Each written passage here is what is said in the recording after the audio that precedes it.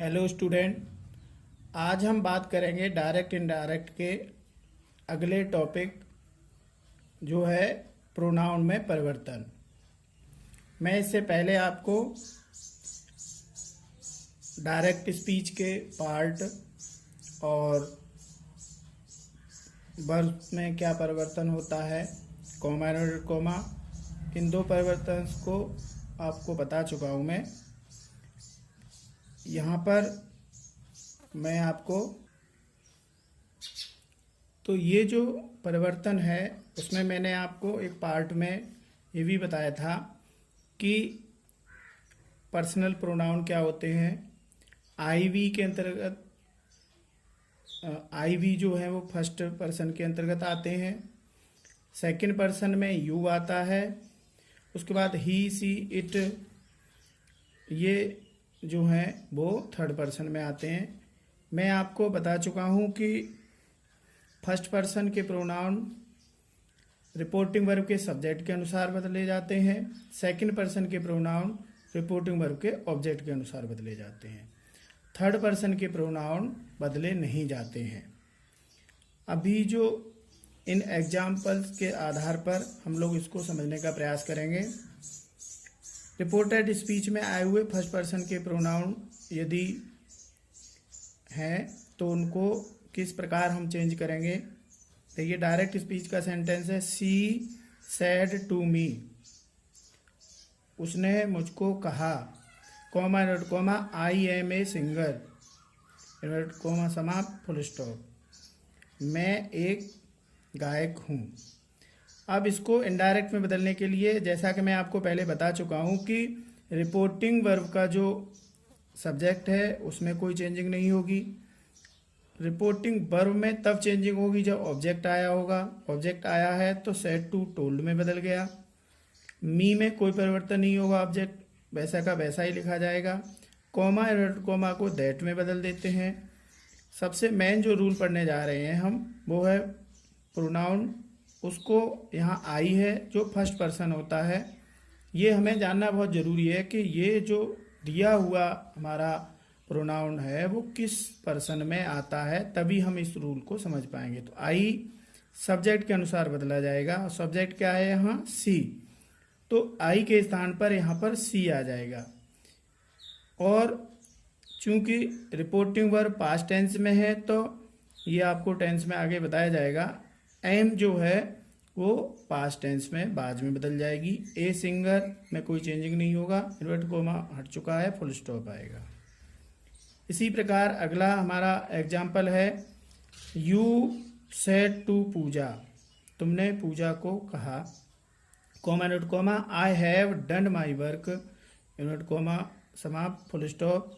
Indirect में बदलेंगे तो सब्जेक्ट में कोई परिवर्तन नहीं, सेड टू आया है तो टोल्ड में कर देंगे। पूजा वैसा का वैसा ही रहेगा तो पूजा हो गया।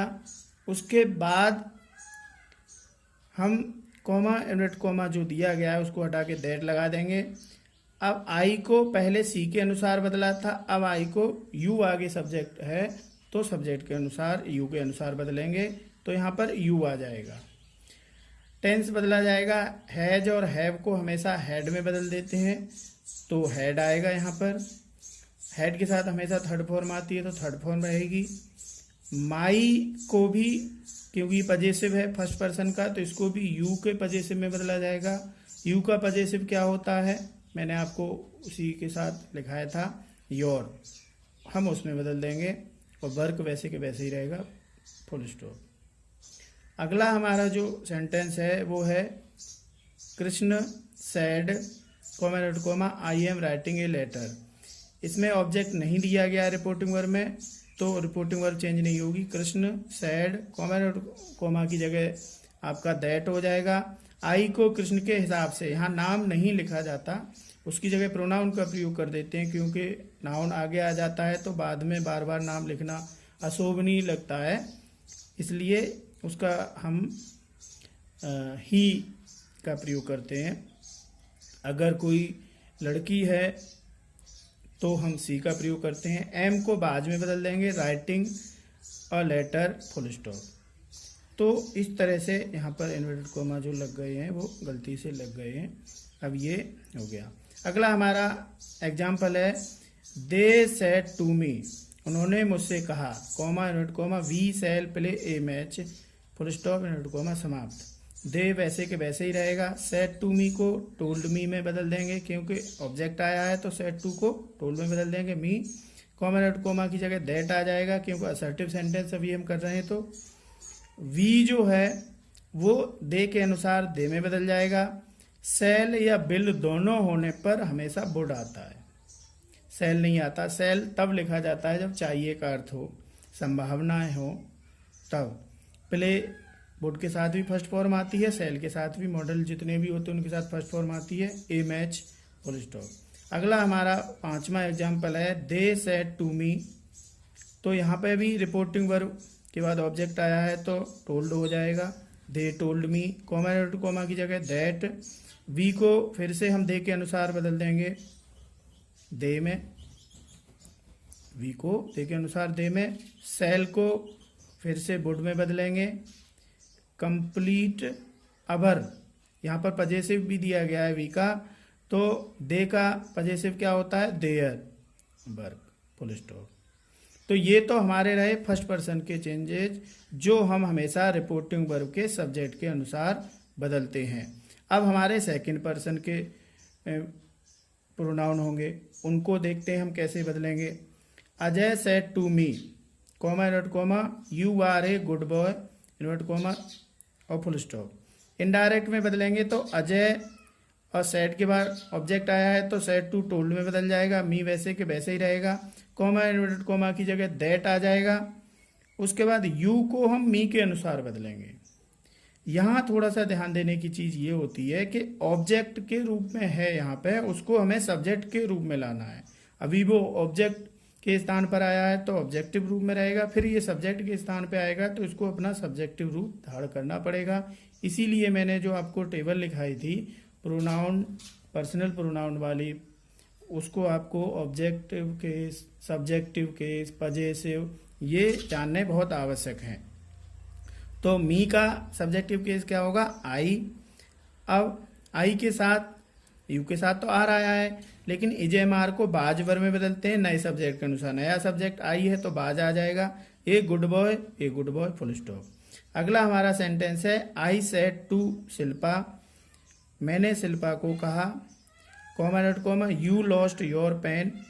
तो आई सेड टू के बाद ऑब्जेक्ट आया है तो told Shilpa, comma dot comma की जगह दैट। यू को हम शिल्पा के अनुसार बदलेंगे। तो शिल्पा क्या है, एक लड़की है तो उसकी जगह उसका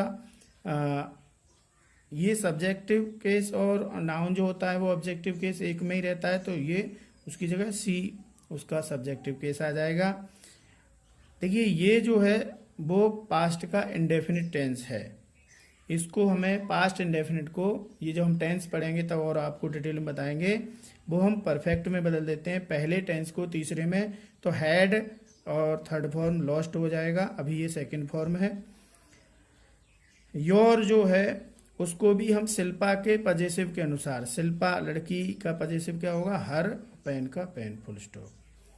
एक और एग्जांपल लेते हैं, she said, comma dot comma, you are a thief dot comma समाप्त, फुल स्टॉप।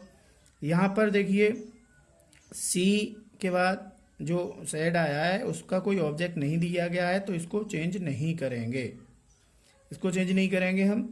सेड रहेगा, कोमा की जगह दैट लगा देंगे। यू को अब ऑब्जेक्ट नहीं है, क्योंकि मैं पहले नियम बता चुका हूं कि सेकंड पर्सन के प्रोनाउन रिपोर्टिव वर्ब के ऑब्जेक्ट के अनुसार बदले जाते हैं।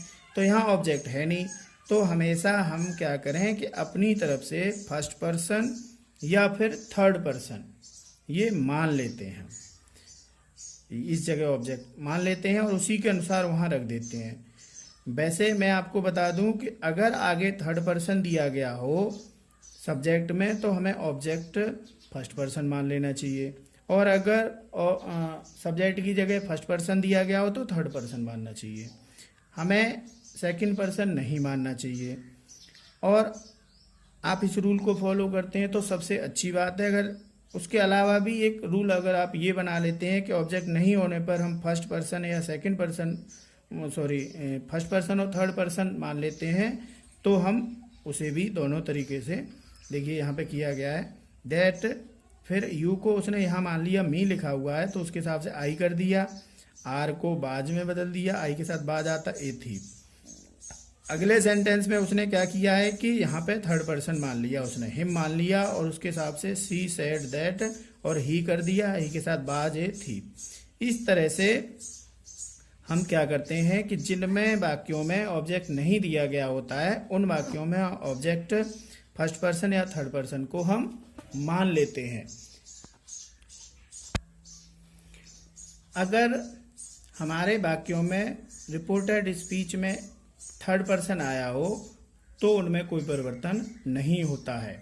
जैसे यहाँ एग्जांपल लेते हैं हम, he said to me, comma invert comma, Swati was singing a song, full stop invert comma, समाप्त। तो ही का ही रहेगा, सेड टू, उसके बाद ऑब्जेक्ट आया है तो टोल में बदल जाएगा, मी का मी रहेगा, कॉमा की जगह दैट आ जाएगा। स्वाति चूंकि थर्ड पर्सन है, जो भी नाम होते हैं जितने भी, चाहे वो मेल हो फीमेल हो, थर्ड पर्सन माने जाते हैं, उनमें कोई परिवर्तन नहीं होगा।